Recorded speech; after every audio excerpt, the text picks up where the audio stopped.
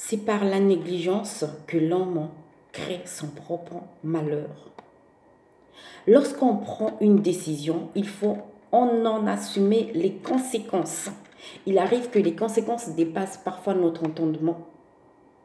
Comme l'avait prédit le médecin, le 11 juin 2011, Achille fait son 3e AVC. Où? On ne sait pas. Lionel m'appelle au téléphone. Je travaillais ce jour-là.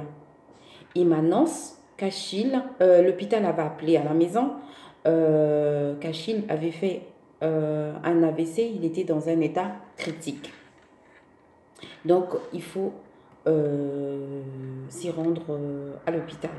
Arrivé à l'hôpital, l'infirmière nous fait un briefing de la situation. Achille avait fait un AVC hémorragique, donc il était dans un état critique. On lui a mis dans un coma artificiel.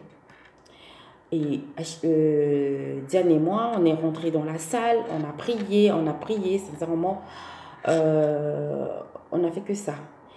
Et après, vu qu'il partait au boulot ce jour-là, sans se poser la question du lieu de son attaque, on s'est rendu directement à l'hôpital où il exerçait son activité salariée. On nous apprend, à notre grande surprise, qu'il avait posé des RTT. Donc, il n'avait pas travaillé ce jour-là. C'est alors que j'interpelle la police et le SAMU pour avoir plus d'informations car on ne retrouvait pas sa voiture. La police nous dit qu'il est tombé au rond-point de Pyramide à Brunoy sur la nationale 6. Et le SAMU nous dit qu'il est tombé au rond-point de Réveil Matin à Mancheron. Ces informations incohérentes ont conduit certaines personnes à m'accuser. Les commentaires pleuvaient sur mon nom que j'étais responsable de son attaque. Il convient en effet de se demander que s'est-il réellement passé le 11 juin 2011 ? Je décide d'aller à la recherche de la vérité. Car une personne ne peut pas tomber aux deux endroits différents au même moment. On a sillonné en long et en large la nationale 6 et le rond-point de Réveil Matin à la recherche de sa voiture. On n'avait rien trouvé de concluant. Pendant que les jours passaient, on n'avait pas d'autres informations. Nous sommes repartis faire les enquêtes de voisinage à la recherche des personnes susceptibles de nous fournir des informations. On a interrogé tout le voisinage. Personne n'avait vu et personne n'avait rien vu aux deux ronds-points, ni au rond-point de Pyramide, ni au rond-point de Réveil Matin.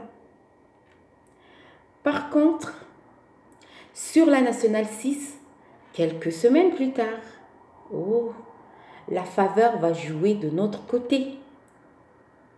Une dame prostituée témoigne qu'Achille était un habitué de la nationale 6. Il venait souvent rendre visite à une des prostituées de la nationale 6. Elle nous raconte ce qu'elle avait entendu, vu qu'elle n'était pas présente au moment des faits.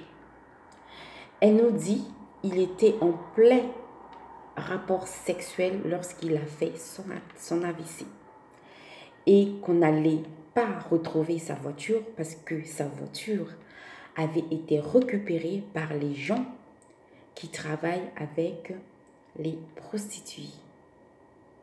Et elle nous demande de partir et de prendre plus d'informations à la police. devant Diane, Lionel et Lilian, j'appelle de nouveau la police.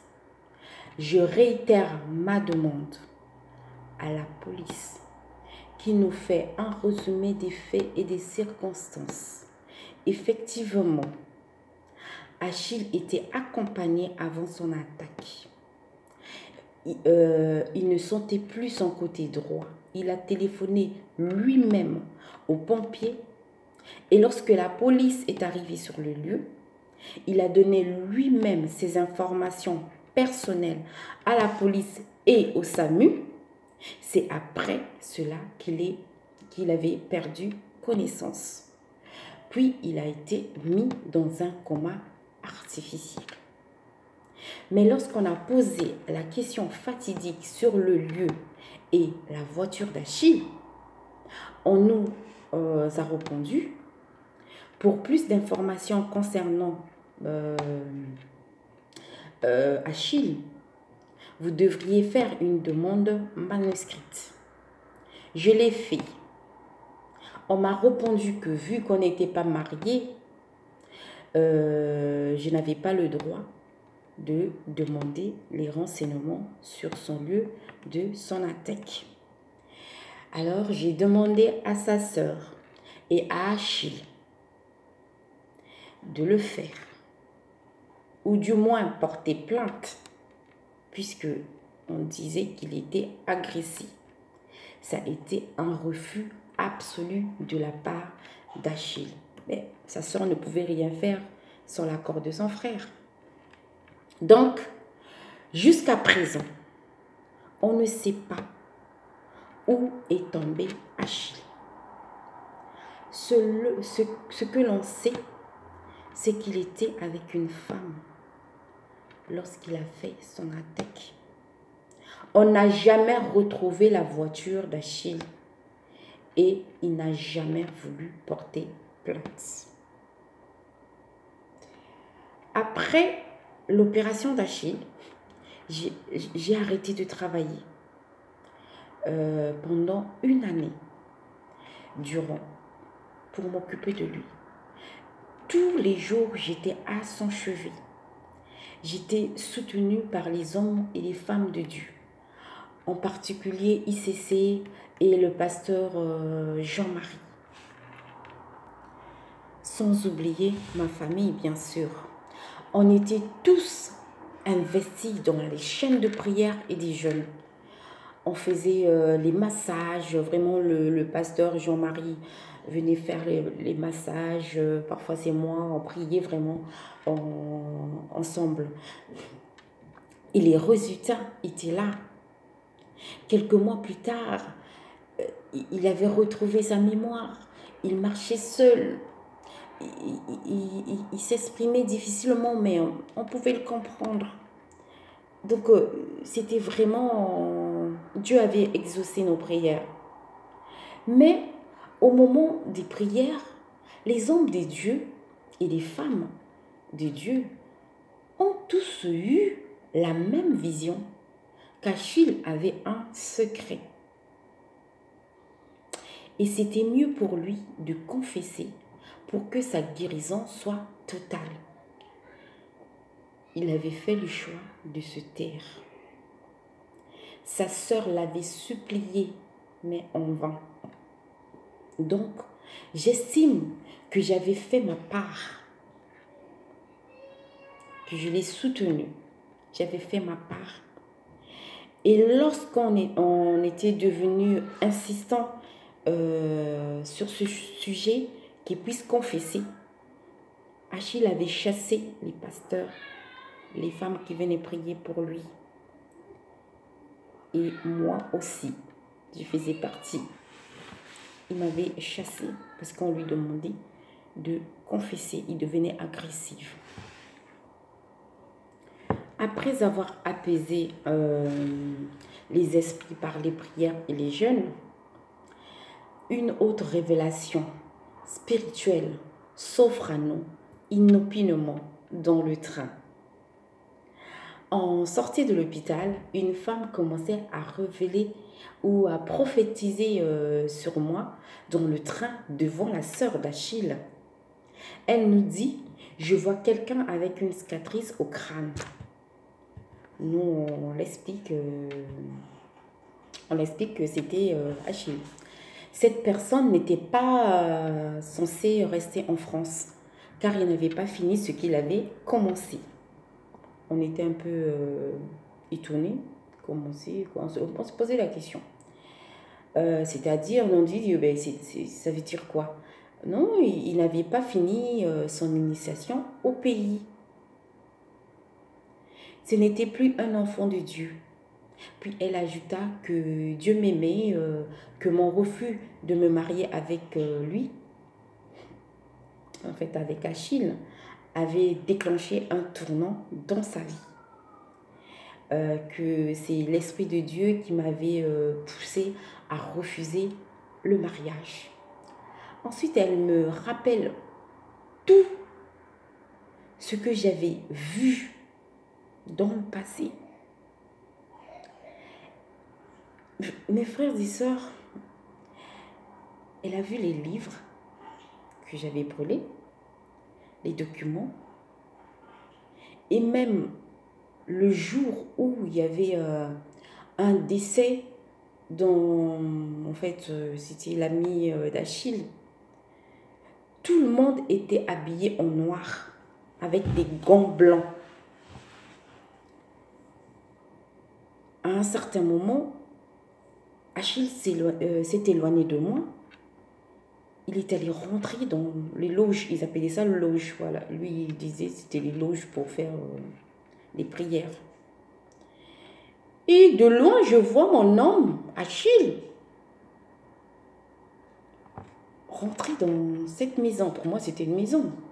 Et il y avait le cercueil dedans. Et il avait des gants blancs. Je ne comprenais pas. Et moi, comme je suis courageuse et curieuse, je suis rentrée dans cette maison. J'ai ouvert la porte. Ils étaient tous concentrés. Vraiment, je m'en foutais. J'ai dit à Achille, toi, tu sors. Toi, tu sors. Cette dame avait vu. Elle avait vu cette scène. Elle m'a dit, mais heureusement que tu pries que Dieu t'aime. Mais ce jour-là, sincèrement, tu as failli signer ta mort. Mais moi, je trouvais ça naturel. Bref. Elle nous raconte aussi la relation incestueuse avec sa sœur. Elle nous dit que l'enfant que portait cette fille, c'était l'enfant d'Achille. Et c'était son premier sacrifice. On était perdus en temps. Nous, on se disait, mais de qui il parle, c'est pas Achille. Oh, c'est pas Achille, c'est une autre personne. Elle m'a expliqué qu'il était revenu dans ma vie. Je peux utiliser cette phrase, c'est trop direct. En fait, qu'Achille était à la recherche du sacrifice, pour ainsi dire. Mes frères, vraiment, je pouvais mourir dans mon mariage sans que personne, je vous assure, sans que personne ne sache le pourquoi et le comment. Et je crois que personne n'allait faire le lien avec lui, mais personne. Elle nous annonce que ce monsieur est dans la franc-maçonnerie. Moi, j'ai douté, j'ai crié. Moi, j'ai dit, bah, j'ai douté. Elle nous a dit, vous doutez, ne vous fiez pas aux apparences. Elle m'a dit, moi, je prie un Dieu vivant. Et lorsqu'elle est rentrée, c'est pas une rencontre au hasard. C'est Dieu qui m'a dit de te révéler ces genres de choses. Parce que tu es frustré au plus profond de toi. Tu l'as abandonné à cause de ces histoires. Et Dieu m'a dit de te dire, de te transmettre ces messages. Et elle m'a dit, ne vous fiez pas aux apparences. Je prie un Dieu vivant. Ce que je vais te raconter, tu dois vérifier. Et si c'est faux, donc le Dieu que je prie est faux aussi. Elle me dit, elle me pose la question, tu as construit une maison avec son argent? J'ai dit oui. Tu as acheté des choses ou tu as fait des business ou du commerce avec son argent? J'ai dit oui. Elle m'a dit, tout ce que tu as acheté avec son argent va disparaître. Tout. Je te donne mon numéro de téléphone et mon adresse. Tu vérifies et tu m'appelles. Après vérification, des grosses fissures sont apparues sur les murs de ma maison. La maison est inhabitable. J'ai perdu tout ce que j'avais acheté. Tout avait disparu d'un clin d'œil. L'hypothèse de la dame corroborée avec les faits réels. Tous les hommes de Dieu qui ont mis pied dans la chambre d'hôpital d'Achille avaient la même révélation. Mais on ne saisissait pas le message. On ne comprenait pas, ou je ne sais pas. Cette dame nous a relaté tout ce que je traversais dans ma vie. Et quand je vous dis tout, la panoplie était complète. Je vous assure, ce jour-là,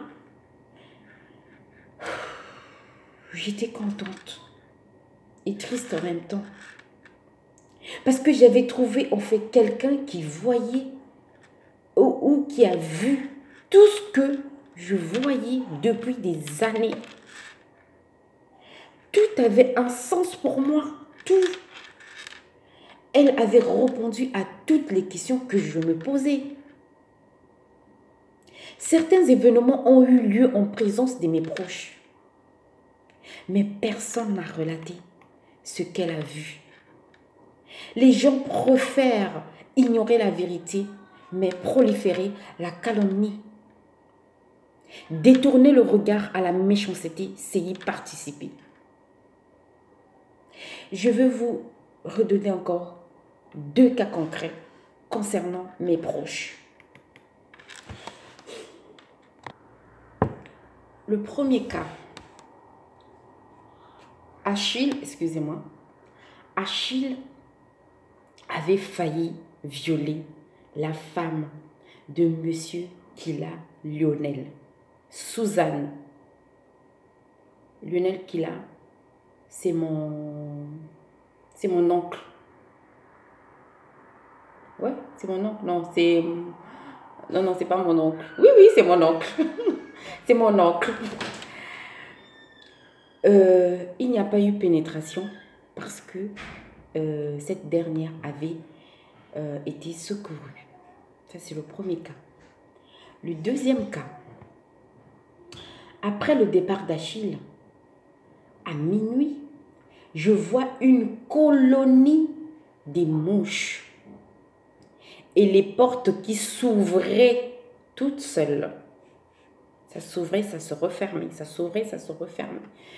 Les enfants dormaient, j'avais tellement peur que j'ai eu l'idée d'appeler Lilian alias japonais. C'est mon grand. Les gens racontaient aussi que je sortais avec lui, c'est mon grand. Parmi les grands que j'ai eus, c'est le seul au moins, enfin, il fait partie des grands qui m'ont jamais dragué et qui n'ont il n'a jamais eu des mots déplacés à mon égard. Mais vous avez fait que notre relation se brise. C'est la vie. J'appelle Lilian au téléphone. Il entendait les bourdonnements des mouches puisqu'il m'avait posé la question. C'est lui qui m'avait conseillé de prendre des gros sels. Vraiment, il m'avait boosté au téléphone. Il me dit, qu'est-ce que tu fais, naturel? Prends le sel et l'huile d'olive. Et tu mets le sel et l'huile d'olive aux 4 coins de ton appartement. Et on a prié ensemble pendant 1 heure du temps. 1 heure. Grâce à la prière, on a chassé. En fait, nous avons réussi à chasser les mouches et à stabiliser les mouvements des portes. J'avais fui mon appartement pendant 3 mois. Mais ni Lionel, ni sa femme, ni Lilian, ni même la sœur d'Achille ne vont vous soumettre ces genres de vérité. Pourquoi? Parce que Achille est providentiel. On ne peut pas relater son côté néfaste. Donc il faut trouver un bouc émissaire naturel, une femme de caractère qui ne mâche pas ses mots. C'est facile. Tout le monde connaît son caractère, donc les gens vont croire. Donc, cette histoire doit être reçue comme un témoignage. Elle se réfère au passé car elle conserve dans mon présent une valeur éminente. Elle éclaircit et justifie certaines péripéties sur la maladie d'Achille. Je comprends la douleur que nous avions tous de voir un homme aussi doué qu'intelligent que lui se retrouver dans cette situation. Mais cela ne justifie pas vos accusations et le mal que vous faites au sein de ma famille et surtout à mes enfants. J'ai eu tellement de problèmes à cause de cette histoire. J'ai été rejetée, humiliée par mes proches et même bannie dans mon quartier. On m'a traité de tous les noms d'oiseaux. S'il y a quelqu'un qui peut me contredire, qu'il le fasse. Je répète, s'il y a quelqu'un qui peut me contredire, qu'il le fasse. Pour conclure, le silence est une preuve controversée. À un certain moment de la vie, lorsque le mensonge se transforme en vérité, se taire est un poison qui te tue à petit feu. La Bible ne dit-elle pas, vous connaîtrez la vérité et la vérité vous affranchira? La réalité est parfois difficile à entendre, mais il faut l'affronter. Je ne suis pas responsable de sa maladie. Achille a fait bel et bien un AVC, du moins 3 AVC. Il ne m'a jamais trouvé dans des positions délicates avec un autre homme. Encore moins agressé comme le prétendent certaines personnes. Je ne suis pas parfaite et je ne le serai jamais.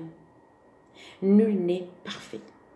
Mon seul défaut et qualité est que je suis naturelle. À ce stade, si l'on peine à assumer la responsabilité, c'est-à-dire accepter que Achille a fait bel et bien un AVC en plein acte sexuel sur la nationale 6, une seule option reste ouverte. porter plainte. Porter plainte afin d'éclaircir cette histoire qui aujourd'hui fait entrave à ma vie et à la vie de ma famille. Pour terminer, grâce soit rendue à Dieu de m'avoir donné la force de téléphoner la sœur d'Achille 1 mois avant son décès pour lui relater ma version des faits. Elle m'a dit, naturel, je veux vérifier tes dires. 3 semaines plus tard, elle me téléphone pour me demander pardon au nom de toute sa famille. Au nom de toute sa famille. Et sincèrement, cette dame avait vérifié tout ce que je lui avais raconté. Elle me dit, naturel, je ne suis plus la femme que tu avais connue autrefois. Je suis devenue la fille de Dieu Tout-Puissant. J'oublierai jamais cette phrase. Donc, pardonne-nous de tout ce qu'on a dit et de tout ce qu'on a cru à ton égard. Moi aussi, j'ai présenté mes excuses, j'ai demandé pardon parce que j'avais tenu aussi des propos pas catholiques. Voilà, donc on s'est pardonné mutuellement. Vous vous rendez compte, on a pleuré ensemble au téléphone sur des racontages, sur des mensonges. Et 1 semaine après, elle est décédée d'un AVC. La maladie d'Achille a fait couler beaucoup de salive et des larmes. Assez. Assez, s'il vous plaît. Sur ce, je demande pardon à toutes les personnes que j'ai blessées. Parfois, les mots dépassent la pensée et la colère nous ramène dans des sentiers pervers. Mais ce que je sais, l'amour triomphe de tout. Jean-Paul Sartre dit, ceux qu'on aime, on ne les juge pas. Je ne vous juge pas. Je remercie également toutes les personnes qui m'ont soutenu de près ou de loin. Les pasteurs, mes enfants, mes amis ainsi que ma famille. Parce qu'elles ne m'ont jamais abandonné.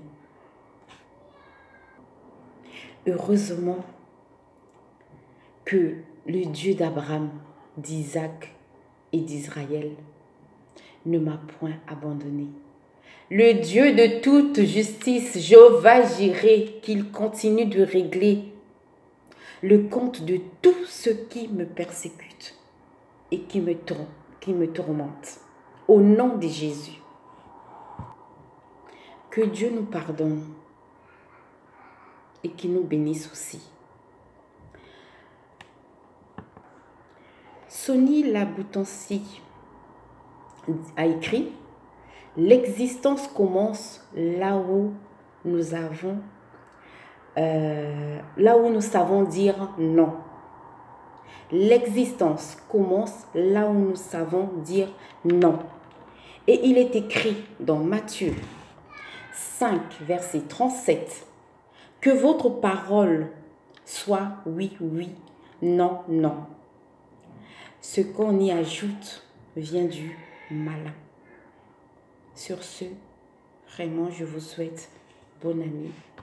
Que cette nouvelle année 2019 soit pour nous une année des nouvelles visions, de pardon. Merci pour votre compréhension. Au revoir, naturel.